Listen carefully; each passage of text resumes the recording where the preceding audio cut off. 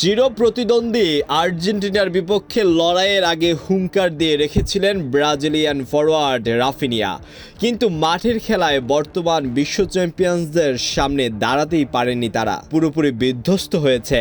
বিশ্বকাপ বাছাইয়ে 4-1 গোলে পরাজয়ের পর ভক্ত সমর্থকদের কাছে ক্ষমা চেয়েছেন ব্রাজিলিয়ান অধিনায়ক মার্কিনিওস।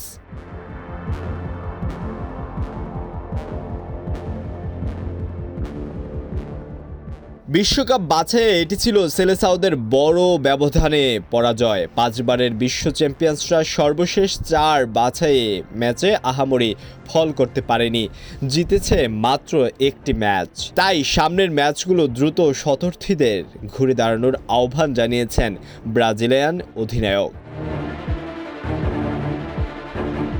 আর এদিকে ব্রাজিলের বিপক্ষে আর্জেন্টিনার এই জয়ে অবদান রেখেছেন এনসো ফার্নান্দেজ।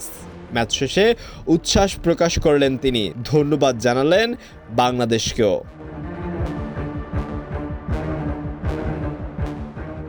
দারুণ এই জয়ে দ্বিতীয় গোলটি আসে এনসোর পা থেকেই। এছাড়া ম্যাচ জুড়ে বল পায়ে ছিলেন দুর্দান্ত। ম্যাচ শেষে উচ্ছ্বাস প্রকাশ করে রাফিনিয়ার কথার জবাব দিলেন চেলসির এই তারকা। সামাজিক যোগাযোগ মাধ্যমে হাস্যোজ্জ্বল উদযাপনের ছবি পোস্ট করে তিনি বললেন, পরের বার বিনয়ী থেকো রাফিনিয়া।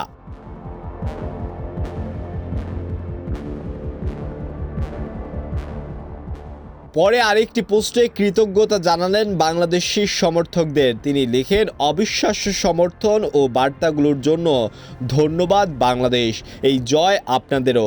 পোস্টের পাশাপাশি ছিল আর্জেন্টিনা ও বাংলাদেশের পতাকার ইমোজি। চিরপ্রতিদ্বন্দ্বীর বিপক্ষে মাঠে নামার আগেই বিশ্বকাপের টিকিট নিশ্চিত করেছে অ্যানসোরা। যেহেতু উরুগুয়ে ও বলিভিয়া ম্যাচ শেষ হয়েছে গোলশূন্য ড্রয়ে, অপরদিকে ব্রাজিলকে এখনও অনেক পথ পাড়ি দিতে হবে। 21 পয়েন্ট নিয়ে টেবিলে 4-এ অবস্থান করছে তারা।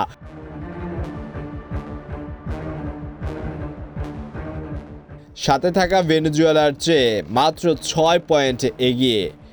ব্রাজিলকে বিধ্বস্ত করে আর্জেন্টিনার কোচ নিউনেল স্কলানি বলেছে, আমরা দলগতভাবে খেলেছি, সেই কারণেই ব্রাজিলকে ধরাশায়ী করতে পেরেছি। আমরা নিজেদের সর্বোচ্চ মান ধরে পারফরমেন্স করেছে। আমাদের সবসময় নিজেদের প্রমাণ করে খেলতে হবে।